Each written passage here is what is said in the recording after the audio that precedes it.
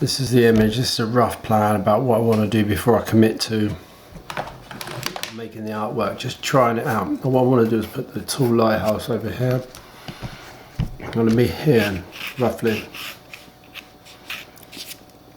but for the moment I'm not going to draw anything in, because one of the techniques that I use is laying up lots of watercolour or ink normally and building up a sort of beach scene, and then I'm going to put this structure in.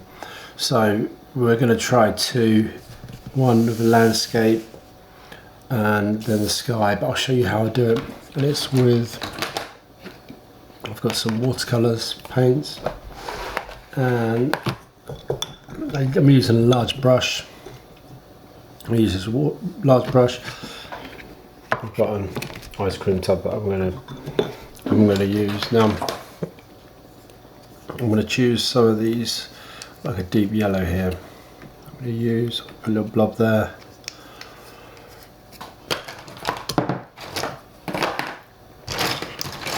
And I'm going to find some blue that I can use for a sky. So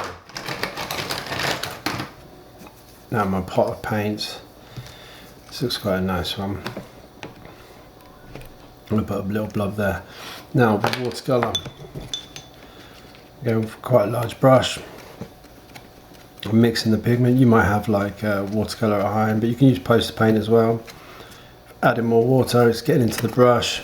And then what I'm going to do with my sky, I go dark at the top. Then as I come down to, I'm going to add more water. Add more water. I'm not putting it in the paint, I'm just putting it in water.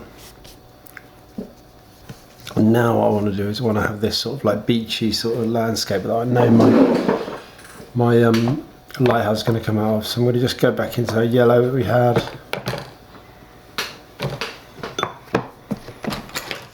And then I think a bit of a darker colour. You can see here my tub is mixing all the colours for me.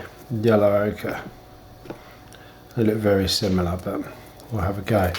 And with the waters here, when we build our paint up to it, it'll blend in, I think. So I'm going to make this new colour here. Get the pigment quite dark. I'm going to go from dark to light. I'm putting it across here.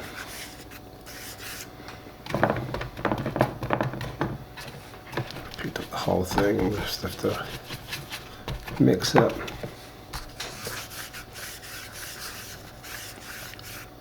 I want that to be a dark line. So then I'm going to get some water. Just below it. Keep out of the water. Don't worry if the pages ripple in and stuff, we can squish it down later. And that is going to be my first coat. You're going to need, going through brushes, just use tissue sometimes to take the excess water off. But I'm going to keep building this line up now. Just water on here, just make that colour a bit deeper. Might try adding a little bit of the blue to it. And I'm going to make the sky a bit darker, so I'm going to get that blue. That really rich blue. Though, like Harwich sky, there's a bit of them grey sort of lumen skies. We're going to go for a Harwich sky. Sunshine Coast. I'm just going to run it right along that edge just to pull that ink in, so we've got a like mix of the two. I'm going to leave it like that. That's my second coat.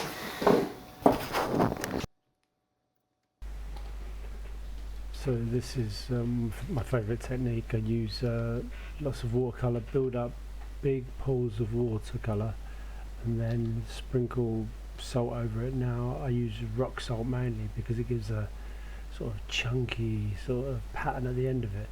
But what happens is as the salt dries, it dries to sort of little textured islands which resemble the pebbles of the beach. So it's really perfect. If you use like fine sand, fine salt, it will make a fine sand mark on it. So you can use these sort of two techniques, but this is my favourite.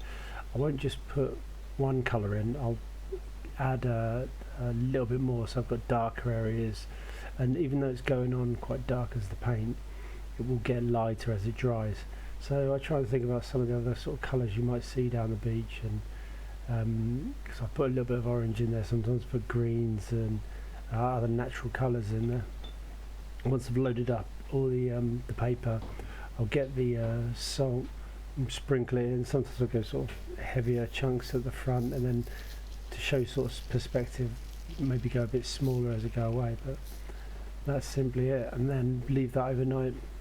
You can see the salt is dried now, stuck on, but hopefully you get rid of it and make a lovely texture on that page. Use a cloth or something if you don't want to use your hand.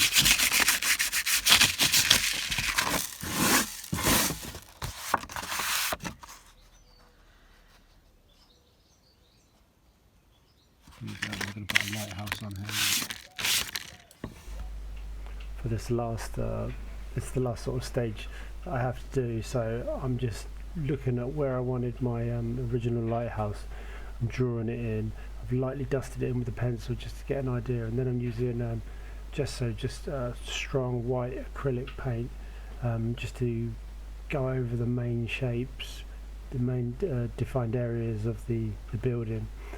I normally use this because even if you're going to apply another colour on top of it, it just makes such a good base to then restart on, especially on like a watercolour, a really delicate sky.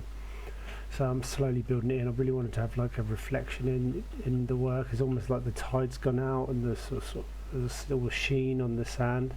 I know it's a sort of make-believe fantasy image, but sort of hints of realism in it as well. So now I'm working in it with a smaller brush and just picking up them details that I've drawn in with the pencil. I mean, sometimes it's not worth drawing in all the detail if you're going to go really heavy with a load of paint over the top of it. So slowly going back in, marking my detail, and then coming back and building it up. Now this is a small painting, but if you're working larger, you'd have to go back and back and back, keep layering it up. Now the paint's drying quickly, so I'm able to keep working into it, and I'm just picking up them details. I've started adding some of the darker colours. I've got a dark brown watercolour there, and sort of picking out some dark reflections, and yeah, highlights as well. Keep going back in it, keep going back, and it sort of slowly starts coming together. The image starts coming together, and you feel more confident as you do it. Here I'm measuring the size, wanted the sort of reflection to be the height of the actual main piece. Here we go, final piece completed. Now it's time for you to have a go. Come and take part in Harwich Festival of the Arts.